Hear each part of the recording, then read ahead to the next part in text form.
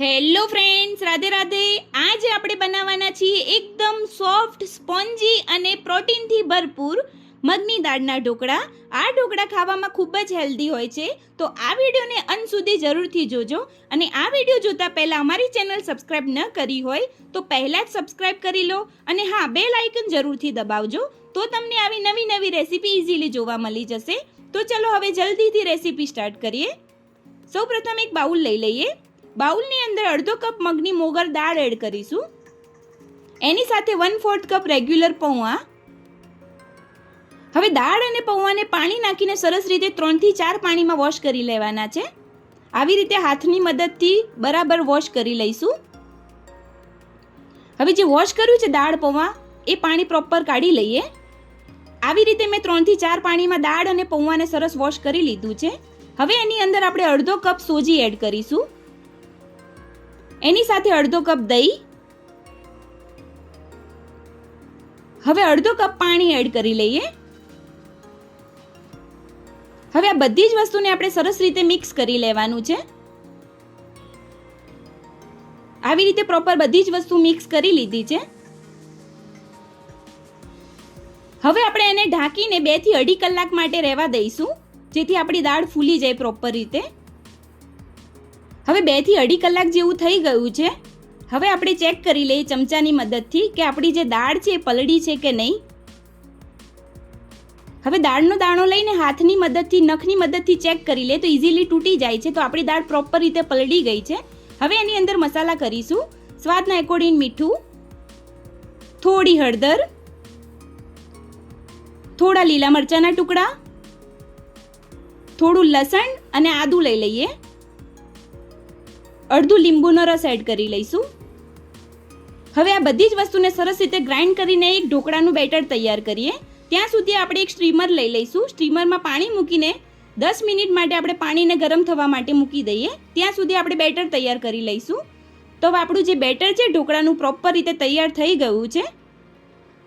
હવે બેટરને આપણે 2 મિનિટ માટે સરસ રીતે ફેટી લઈએ, જેથી પ્રોપર આપણું બેટર સેટ થઈ જાય. આવી રીતે પ્રોપર 2 મિનિટ માટે ફેટી લેવાનું છે. અને જે ઢોકળાના બેટરની થિકનેસ છે આપણે આટલી જ રાખવાની છે, બહુ વધારે જાડી નહીં ને બહુ પતલી પણ નહીં. પ્રોપર સેટ થઈ ગયું છે. હવે આપણે સ્ટીમ માટે એક પ્લેટ લઈ લઈશું. પ્લેટમાં આપણે ઓઇલ ગ્રીસ કરી લઈએ સરસ રીતે, જેથી ઢોકળા આપણા પ્લેટમાં ચોંટી ના જાય. હવે પ્રોપર રીતે થઈ ગયું છે ગ્રીસ. હવે જે બેટર છે એ લઈ લઈએ. સરસ રીતે મિક્સ કરી લઈએ બેટરને, હલાવી દઈએ થોડી વાર માટે.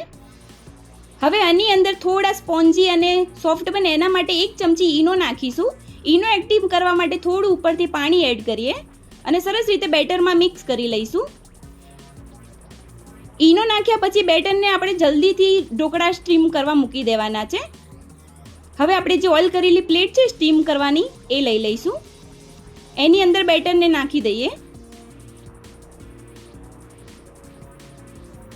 આવી રીતે બધું જ બેટર આપણે પ્લેટમાં નાખી દેવાનું છે.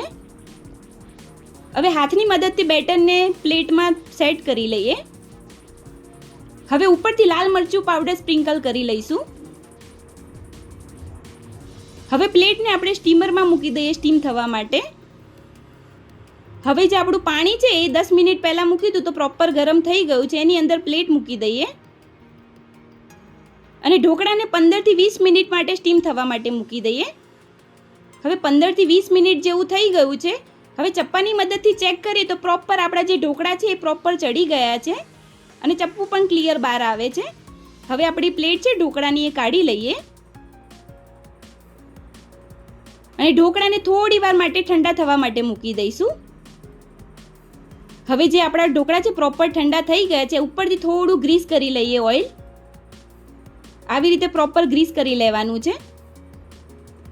હવે ચપ્પાની મદદથી આપણે ચોરસ પીસ પાડી લઈશું ઢોકળાના. આવી રીતે પ્રોપર પીસ પાડી લેવાના છે ઢોકળાના. હવે ઉપરથી વઘાર કરી લઈએ. એના માટે તેલ લઈ લઈશું. તેલમાં થોડી રઈ એડ કરીએ, થોડું તલ, થોડી હિંગ એડ કરીશું, મીઠા લીમડાના પત્તા. હવે ચમચીથી હલાવીને આપણે થોડું થોડું ઢોકળા ઉપર નાખી દઈશું વઘારને. આવી રીતે એક એક ઢોકળા ઉપર વઘાર એડ કરવાનો છે.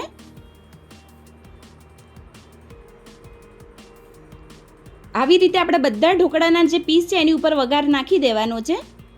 હવે ઉપરથી લીલા ધાણા નાખી દઈએ. હવે આપણા પ્રોપર ઢોકળા મગની દાળના જે ઢોકળા છે તૈયાર થઈ ગયા છે, જે ખાવામાં એકદમ સોફ્ટ અને સ્પોન્જી તૈયાર થયા છે. હવે આપણે એક પ્લેટ લઈ લઈએ. પ્લેટની અંદર ગરમા ગરમ મગની દાળના ઢોકળાને સર્વ કરીશું. આ ઢોકળા ખાવામાં ખૂબ જ હેલ્ધી હોય છે અને પ્રોટીનથી ભરપૂર હોય છે. તો તમે પણ આ ઢોકળાને નાસ્તામાં પણ બનાવીને ખાઈ શકો છો. તો તમે પણ આ ટીપ સાથે જરૂરથી એકવાર ટ્રાય કરજો. ઢોકળા પ્રોપર સોફ્ટ અને સ્પોન્જી બનશે અને એનો સ્વાદ પણ ખૂબ જ સરસ લાગે છે. તો મિત્રો તૈયાર છે એકદમ હેલ્ધી અને પ્રોટીનથી ભરપૂર મગની દાળના ઢોકળા. તો તમને આ મગની દાળના ઢોકળાનો વિડીયો કેવો લાગ્યો એ કમેન્ટ જરૂરથી કરજો અને વિડીયોને લાઇક કરજો, શેર કરજો અને અમારી ચેનલને સબસ્ક્રાઇબ કરવાનું ના ભૂલતા. હવે ફરી મળીશું નવી રેસીપી સાથે. રાધે રાધે.